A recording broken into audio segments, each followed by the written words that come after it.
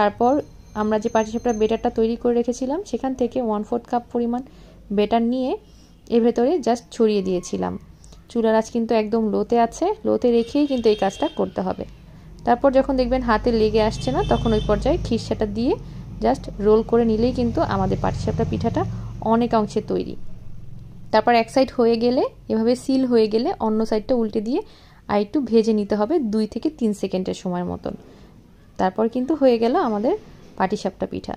শীত এসেছে আর এই শীতে পাটিসাপটা পিঠা খাবেন না বা খাওয়াবেন না তা কি হয় বলুন? খুব সহজে এভাবে পাটিসাপটা পিঠা তৈরি করতে পারবেন।